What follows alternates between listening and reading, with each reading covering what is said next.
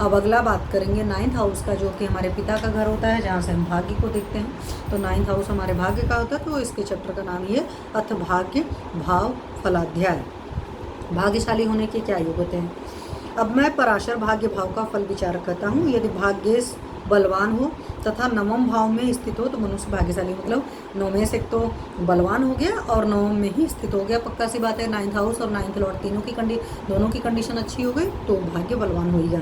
यदि भाग्य स्थान में बृहस्पति हो तथा भाग्य केंद्र में गया हो एवं लग्नेश बली हो तो मनुष्य बहुत भाग्यशाली होता है। तो भाग्य स्थान में बृहस्पति अगर आ जाए तो और लग्न आपका भाग्य जो है केंद्र में चला जाए और लग्नेश भी बली हो जाए तो बहुत ज़्यादा भाग्यवान होता है। यदि भाग्येश बलवान हो तथा नवम में शुक्र व केंद्र में बृहस्पति हो तो मनुष्य का पिता बहुत भाग्यशाली होता है। तो नवम में शुक्र व केंद्र में बृहस्पति होगा तो इस कंडीशन में बनता है।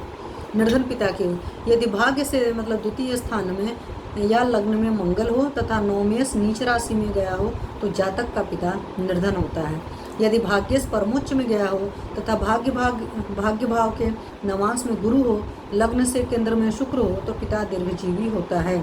यदि भाग्येश केंद्र में हो तथा उसे बृहस्पति देखता हो तो जातक का पिता अनेक वाहनों से युक्त राजा या राजा तुल्य होता है।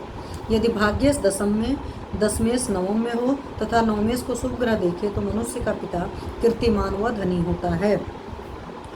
भाग्यशाली ग्रह निर्णय। नवमेश व गुरु शुक्र विशेषतया भाग्यशाली ग्रह होते हैं। यदि ये दोनों शुभ भाव केंद्र त्रिकोण में गए हों, शुभ ग्रहों से दृष्टियुक्त हों तो मनुष्य भाग्यशाली होता है। गुरु व शुक्र 4-10 में हों तथा शत्रु ग्रह की राशि में गए हों एवं नवमेश केंद्र त्रिकोण में तो मनुष्य बहुत भाग्यशाली होता है।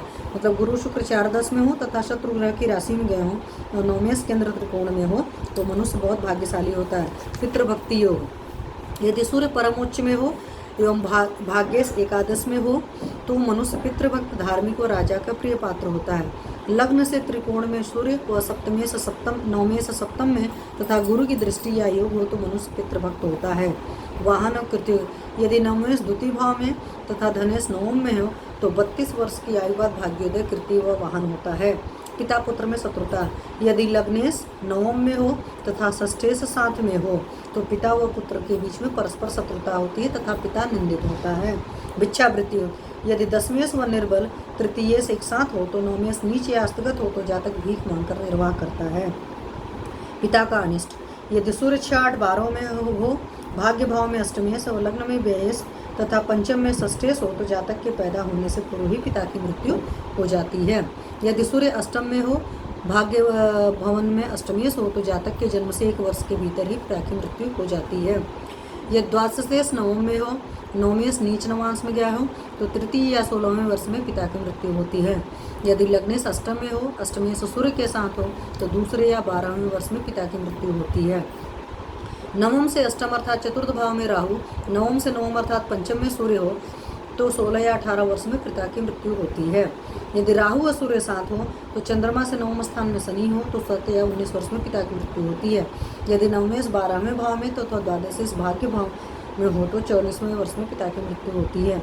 यदि चंद्रमा सिंह नवांश में हो तथा लग्नेश अष्टम भाव में हो तो 35 या 41 वर्ष में पिता की मृत्यु होती है। यदि सूर्य दशमेश होकर शनि व मंगल से युक्त हो तो 50वें वर्ष में पिता की मृत्यु होती है। यदि तृतीय में सूर्य और नवम में राहु हो तो 6 या 25वें वर्ष में यथासंभव पिता की मृत्यु होती है। यदि 8 या 7 भाव में शनि हो, शनि से सप्तम में सूर्य हो तो 21, 30 या 26 वर्ष में पिता की मृत्यु होती है। यदि नवमेश नीच में गया हो तथा नवमेश का नीचेश नवम में हो तो 26 या 33 वर्ष में पिता की मृत्यु होती है। इस प्रकार अनेक प्रकार से विचार करके बुद्धिमान दैवज्ञ को फलादेश करना चाहिए। भाग्योदय विचार। यदि शुक्र अपने परमोच्च में नवमेश के साथ हो तथा तृतीय में शनि हो तो मनुष्य बहुत भाग्यशाली होता है। यदि नवम स्थान में बृहस्पति हो तो नवमेश केंद्र में गया हो तो 20 वर्ष की अवस्था के बाद बहुत भाग्यशाली होता है। यदि परम उच्च हो बुध तथा नवमेश नवम में हो तो 36 वर्ष के उपरांत बहुत भाग्योदय होता है। यदि लग्नेश नवम में और नवमेश लग्न में है तथा गुरु सप्तम में हो तो मनुष्य को सदैव धन व वाहन का लाभ होता रहता है। दुर्भाग्य योग। यदि पंचम स्थान में राहु तथा पंचमेश या भाग्येश अष्टम में नीच राशिगत हो तो मनुष्य भाग्यहीन होता है। यदि नवम में शनि तथा चंद्रमा हो और लग्नेश नीच राशि में गया हो तो मनुष्य भीख मांग करके जीवन का निर्वाह करता है।